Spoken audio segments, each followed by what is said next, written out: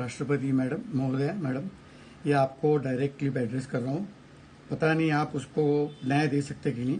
सबसे पहले मैडम राष्ट्रपति महोदय, आप तुरंत मेरे हिसाब से हमारे माय लॉर्ड जो है सुप्रीम कोर्ट के जितने भी 25-30 जितने भी लोग हैं उनको आपने प्रेसिडेंट पैलेस में राष्ट्रपति भवन में बुलाना चाहिए चाय पे चर्चा के लिए, और उनको बताना चाहिए वो क्या कर रहे हैं। अभी स्पेशल सेक्स मैरिज का जो केस चल रहा है, केस नहीं एक्चुअली वो पीआईएल है, वो कम्युनिस्ट लॉबी ने वो पीआईएल लगाई है। वो ग्रोवर करके एक वकील है उसका, उनकी मिसेज है, वो सबको पता है। दे आर ऑल कम्युनिस्ट होना कोई बुरी बात नहीं, लेकिन they are vested interest. PIL लग गया, उसके ऊपर हमारे ऑनरेबल रिस्पेक्टेड सीजीआई ने कॉन्स्टिट्यूशन बेंच बना दिया। वो पहले वाले क्लिप में मैं बोल चुका हूं, उसमें 3-4 उनके कॉलेज मेट है ऐसे कहा जाता है, वो भी आपको देखना है। तो ये केसेस, ये जो पीआईएल का इतना अर्जेंसी किया था, डे टू डे हियरिंग हो रही है Saturday.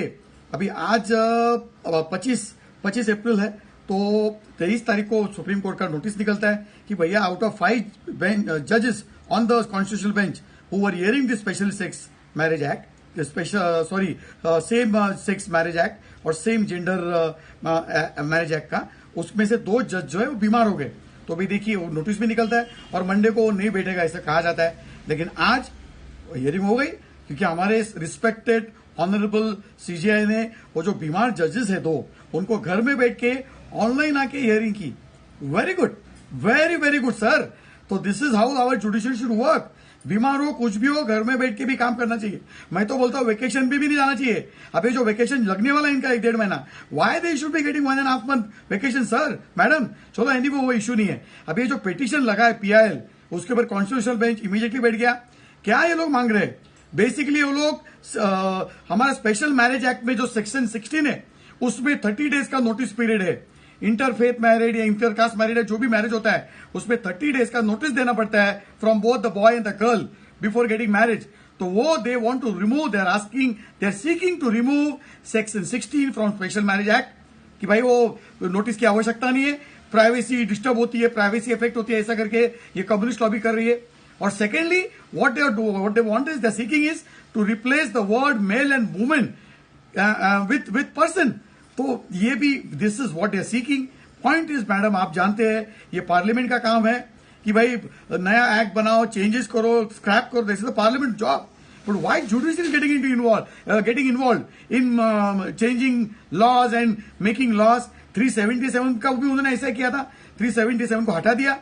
That is not a job of judiciary my dear madam. आप जानते हैं तो ये जुडिशियरी इतना ओवर एक्टिव क्यों हो गई है? With all due respect, we love our जजेस, we respect our all the जजेस, we respect the supreme court, high court, everybody tremendously. सवाल ही नहीं आता है. So no trolling. ये ट्रोलिंग नहीं है, ये कोई कंटेम्प्ट करने का इरादा नहीं है. तो मैडम जरा इनको बुलाइए आपके घर में, इनको चाय पे चर्चा भी बुलाइए. ये क्या हो रहा है?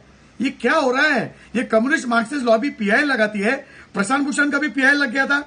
वो इलेक्शन कमीशन में जो इलेक्शन कमिश्नर को अपॉइंट करने के लिए ये लोग ने कमेटी बना दी, वो भी वर्डिक्ट आ गया सुप्रीम कोर्ट का कि जिसमें एलओपी रहेगा, प्राइम मिनिस्टर रहेगा और सीजीआई रहेगा. Look how they are doing it. ये उन्होंने आपका, you are the president madam, आपके थ्रू इलेक्शन कमीशन अपॉइंट हो जाता है और इन्होंने वो भी चेंज कर दिया बगैर आपको पूछ के. तो this is actually joke on the criminal, joke on the democracy. और ये हमारा कॉन्स्टिट्यूशन का they are doing contempt. They are doing contempt of the constitution. They are doing contempt of the parliament. They are doing contempt against we the people. क्योंकि हम लोग उनको चुनते नहीं है.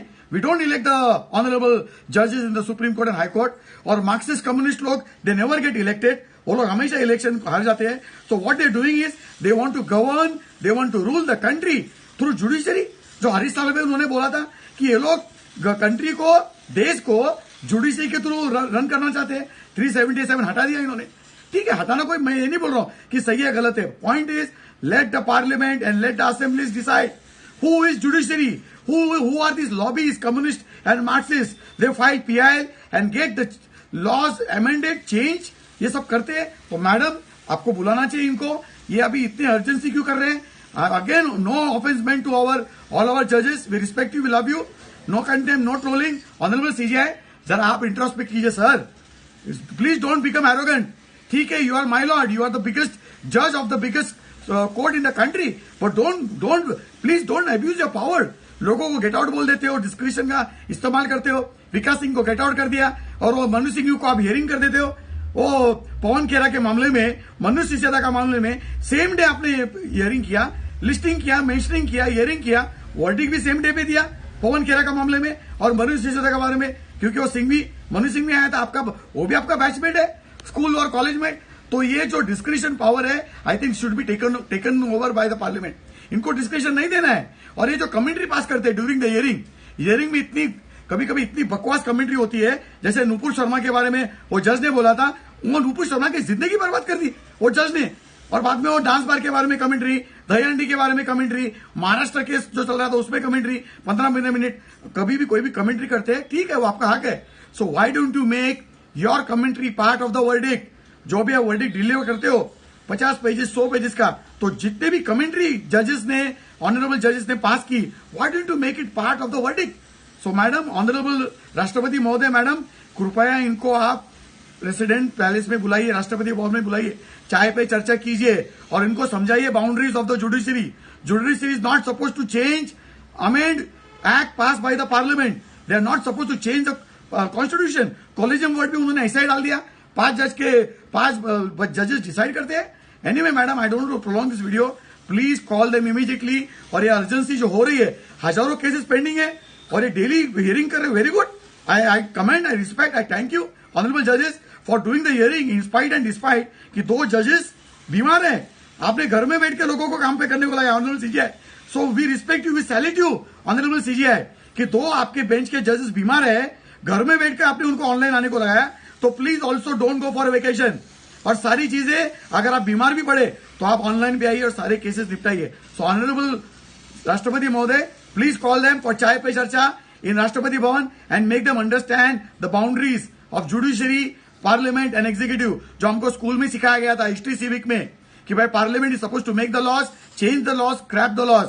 Judiciary is to just protect the constitution. Judiciary is not supposed to make the laws and act. Anyway, thank you.